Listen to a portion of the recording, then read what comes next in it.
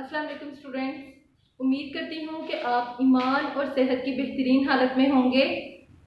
आज हमारा lecture number 4 है।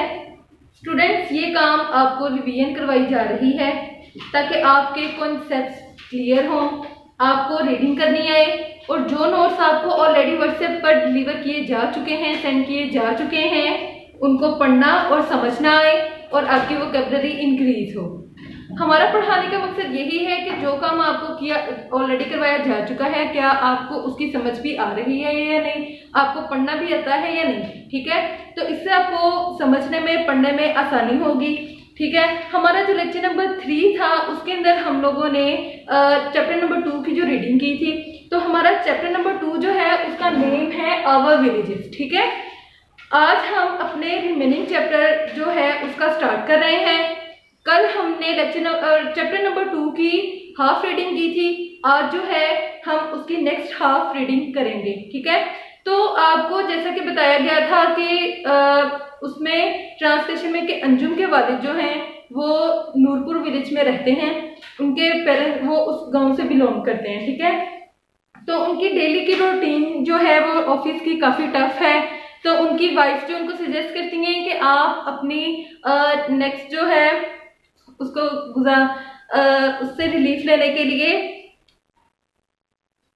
अपने गांव जाए, नूरपुर विलेज में, ताकि उनको रिलीफ मिले और वो रिलैक्स फील करें और अपने गांव में जाकर जो है वो थोड़ा इंजॉय कर सकें और रिलैक्स वापस आए। ठीक है, तो उसमें गांव के हालात भी बताए गए थे कि गांव कैसा है। घर जो है वो दरख्तों के दरमियान में, दरख्तों के झुंड में आबाद हैं, ताकि और वहाँ पे इलेक्ट्रिसिटी का भी प्रॉब्लम है, इलेक्ट्रिसिटी मौजूद नहीं है, तो लोग जो हैं वो दरख्तों की छांव में जाकर, शेडी ट्रीज में जाकर जो है वो अपना आराम करते हैं और रहते हैं। ठीक है, अब हम अपने नेक्स्ट पैराग्राफ से स्टार्ट करते हैं। पैराग्राफ नंबर 5 से उसकी रीडिंग करेंगे।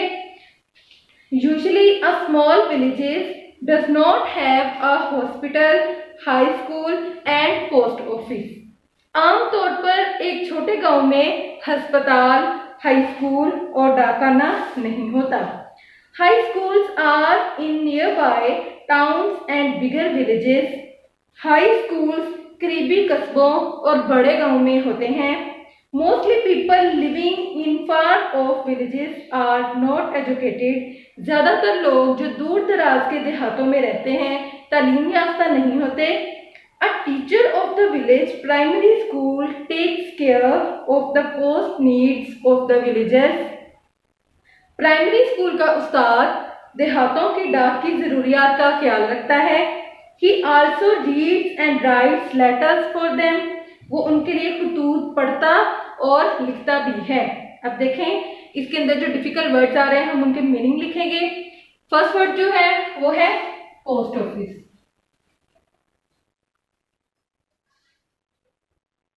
जिसका मीनिंग है डाकखाना। उसके बाद वर्ड आ रहा है नियर बाय। नियर बाय का मीनिंग है नजदीक। उसके बाद वर्ड आ रहा है टाउन, जिसका मीनिंग है कस्बा। फिर नेक्स्ट वर्ड है फार ऑफ, जिसका मीनिंग है दूर दराज। उसके बाद है वर्ड एजुकेटेड। एजुकेटेड का मीनिंग है तालीम याफ्ता। उसके बाद देखें वर्ड आ रहा है पोस्टल नीड्स,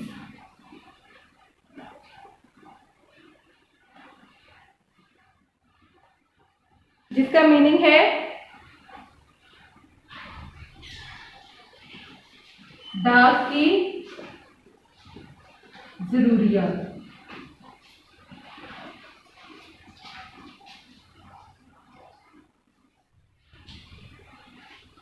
ठीक है, तो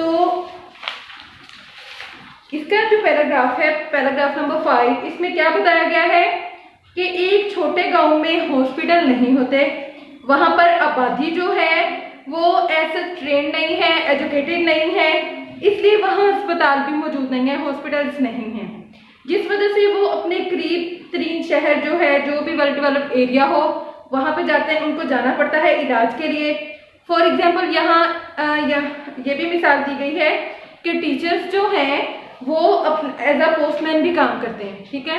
वो किस तरीके से कि अगर किसी को खत लिखना नहीं आता तो उसे खत लिखवाना होता है, तो वो क्या करते हैं कि वो उस टीचर के पास जाते हैं और जाकर उससे खत लिखवाते हैं। और ये काम जो है वो गांव में पढ़े लिखे लोग ही कर सकते हैं, वेल एजुकेटेड जो कि टीचर्स हैं वहाँ पे प्राइमरी स्कूल्स के जो उनको हेल्प करते हैं, ठीक है। तो फिर वो लोग जो पढ़े लिखे नहीं हैं वो उनके पास जाते हैं और जाकर उनकी मदद लेते हैं। तो इस तरीके से वहाँ पे टीचर्स जो हैं वो एज अ पोस्टमैन भी काम करते हैं, ठीक है।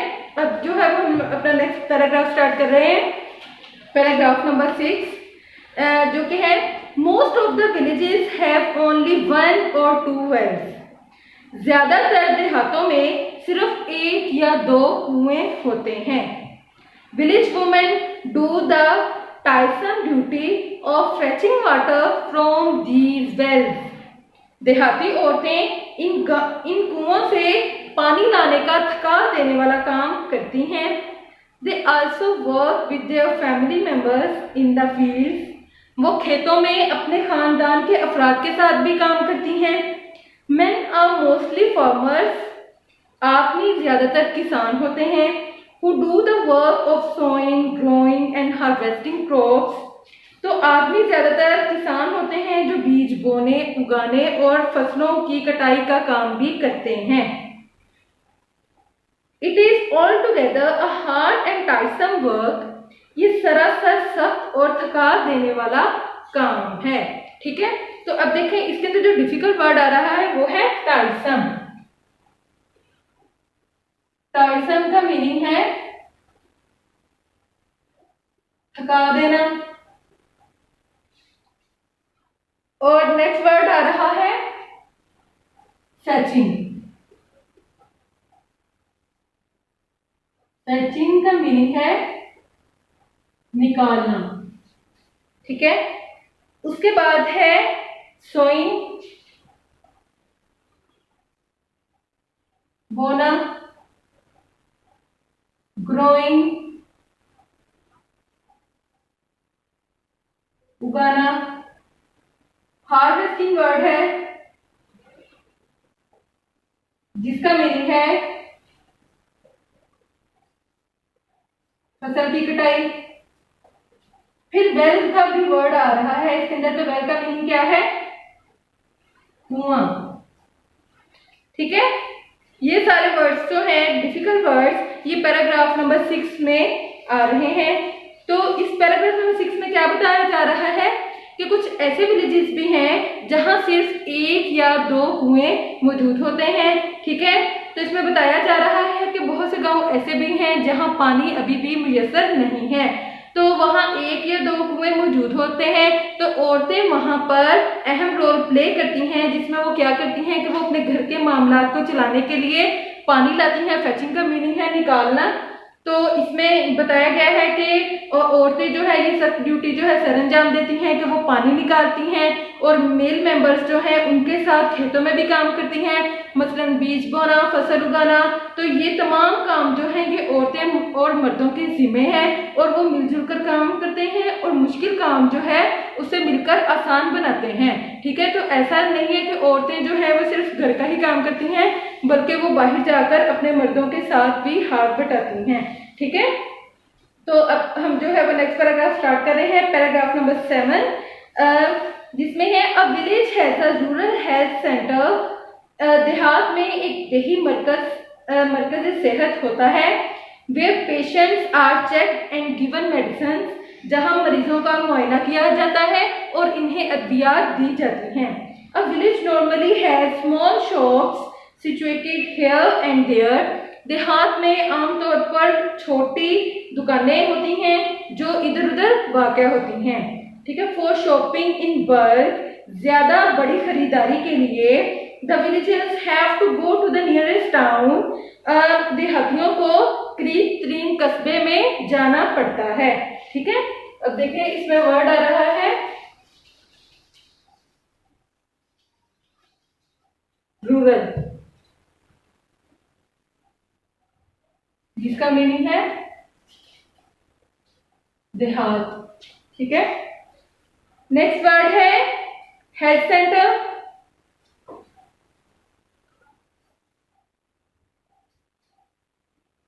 जिसका मीनिंग है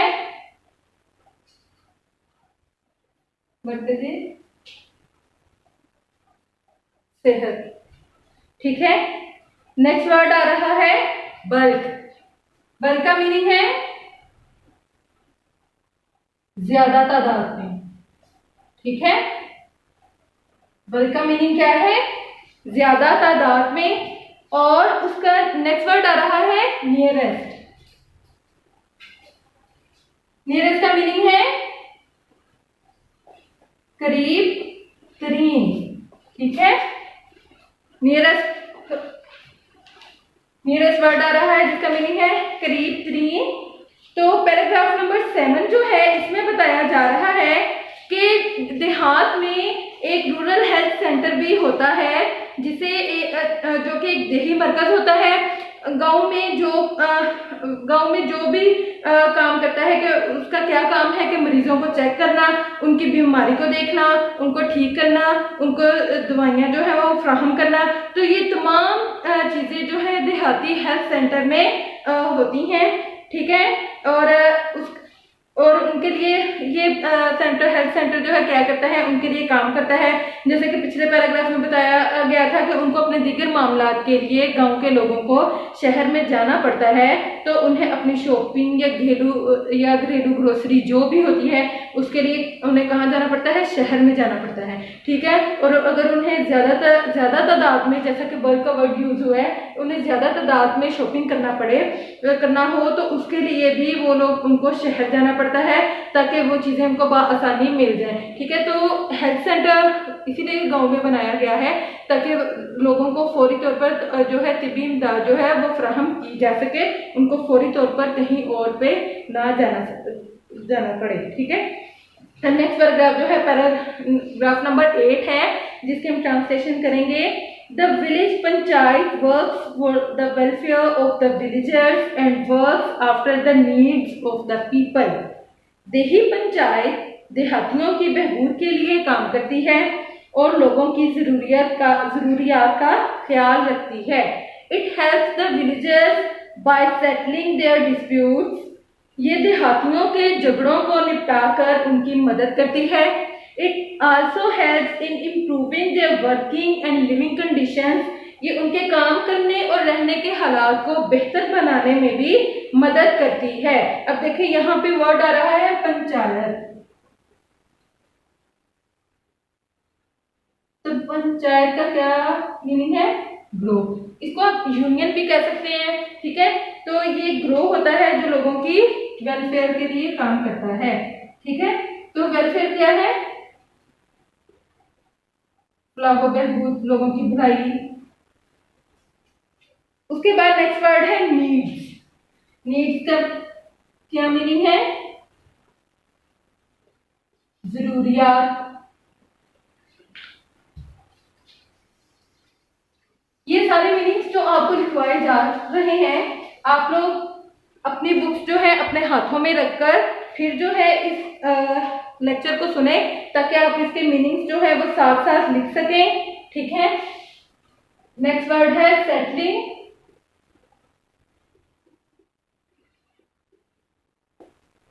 आबाद करना। डिस्प्यूट्स, लड़ाई झगड़े।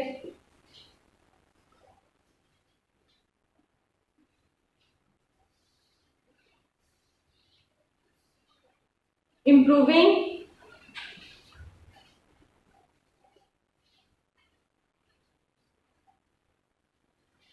बेहतर बनाना। उसके बाद है कंडीशंस,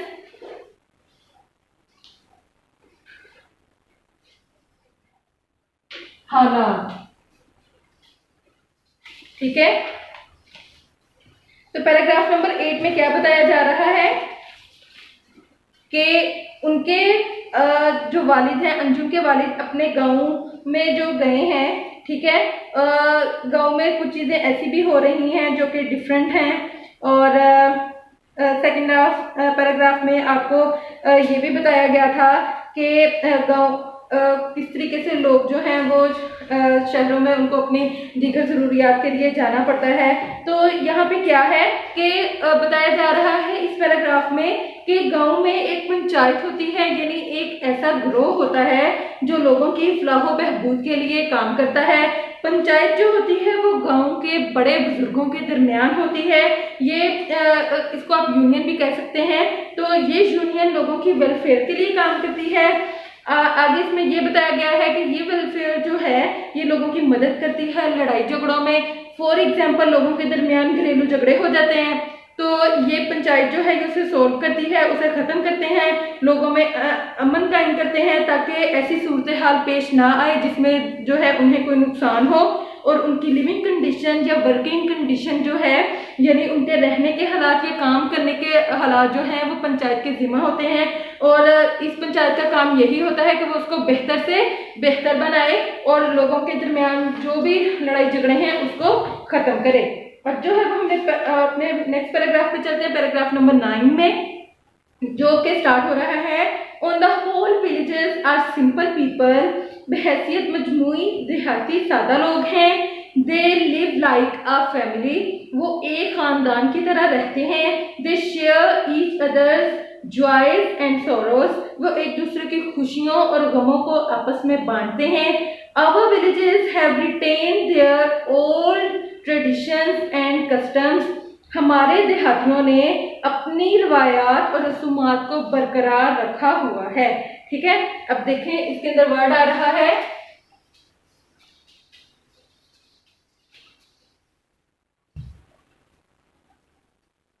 जॉयज।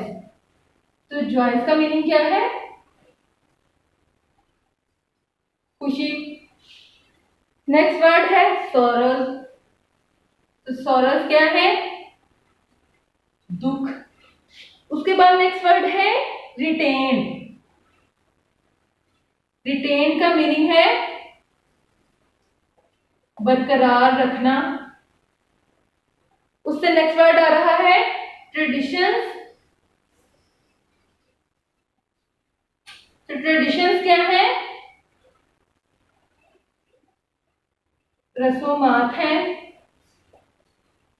ठीक है, और इसमें क्या है कि सेकेंड पैराग्राफ में, जो कि 9 पैराग्राफ है, इसमें यह बयान किया जा रहा है कि गांव के जो लोग हैं वो बहुत सादा हैं, सिंपल लोग हैं, वो एक फैमिली की तरह होते हैं। और जैसा कि शहरों में होता है कि अलग अलग साथ में आपको हमसायों का भी पता नहीं होता कि कौन है कौन नहीं है और वो लोग कैसे रह रहे हैं, कुछ भी ऐसा। तो मगर गांव में ऐसा नहीं है, बल्कि तमाम लोग जो हैं एक दूसरे को जानते हैं। दूर दूर तक वो लोग एक फैमिली की तरह रहते हैं, खुशी से रहते हैं और एक दूसरे के दुख सुख में भी शरीक होते हैं। और गांव के जो रस्म और रिवाज हैं वो अभी तक वैसे ही बरकरार हैं जैसा कि उनके बड़े लोगों से चलते आ रहे हैं। ठीक है, और सिंपल हैं वो लोग, इतने सिंपल है कि वो उसी को ही अभी तक फॉलो कर रहे हैं और जो उनके बड़े करते आए हैं वो भी अभी तक वैसा ही कर रहे हैं। ठीक है, तो अब नेक्स्ट जो है हमारा लास्ट पैराग्राफ है। तो इसमें क्या है कि Anjum's father enjoyed his stay with his parents, Anjum के वालिद ने अपने वालिदैन के साथ अपने क़याम का लुत्फ उठाया। He came back to his home fully refreshed, वो मुकम्मल तौर पर ताज़ा दम होकर अपने घर वापस आए। ठीक है, तो इसमें वर्ड आ रहा है स्टे। स्टे का क्या मीनिंग है? क़याम। उसके बाद वर्ड आ रहा है रिफ्रेश्ड। रिफ्रेश्ड का मीनिंग है ताज़ा दम। ठीक है, तो लास्ट पैराग्राफ में क्या बताया गया है कि अंजुम के फादर जो हैं, जो गांव में स्टे करके वापस आ रहे हैं, उन्होंने वहां पे काफ़ी इंजॉय किया है और वहां चीज़ों से काफ़ी लुत्फ उठाया है। तो जब वो वापस आते हैं तो वो फुली इंजॉयड होते हैं गांव में रहने से। उनका जो भी स्ट्रेस होता है वो अपनों से मिलकर वहाँ की ताज़ा हवा से ताज़ा दम होकर जो वो रिफ्रेश हो जाते हैं। तो यहाँ पे जो है हमारी ट्रांसलेशन जो है वो कंप्लीट हो रही है। जितने भी डिफिकल्ट वर्ड्स हैं ये सारे बोर्ड पे लिखे गए हैं ताकि आपको जो है इनकी समझ आए, और इससे हमें शहरी और देहाती ज़िंदगी का फ़र्क भी वाज़िया हुआ है कि शहर में लोग देर तक जागते हैं और सुबह देर से उठते हैं, ठीक है, लेकिन देहातों में लोग जो है वो रात को जल्द सो जाते हैं और सुबह जो है जल्दी उठते हैं। गांव में ख़वातीन जो है वो बहुत सारे काम अपने हाथों से करती हैं। वो खेती बाड़ी में भी अपने मर्दों का हाथ बटाती हैं और वो अपने घरों का काम भी खुद ही करती हैं। इसके अलावा गांव में ताज़ा सब्जियां, फल और खालिश ग़िज़ा मिल जाती है। शहरों में ज्यादातर लोग जो है वो मुलाजमत करते हैं, जबकि देहातों वाले खेती बाड़ी करते हैं। अब हालात बदल चुके हैं, गांव में भी शहरों वाली बहुत सी सहूलतें हासिल हैं, मसलन बिजली, मोबाइल फोन और पक्की सड़कें वगैरह। पहले लोग जो हैं वो गांव को छोड़कर शहरों का रुख करते थे, जैसा कि इस चैप्टर में भी बताया गया है कि वो लोग अपनी नीड्स को पूरा करने के लिए फौरन से गाँव आते हैं, उन्हें कोई शॉपिंग करनी है या कुछ भी। तो इसी तरीके से इसमें है कि क्योंकि वहाँ तालीम, रोजगार और सेहत की बेहतरीन सहूलतें मुयसर हैं, लेकिन अब हर जगह के अपने फायदे हैं।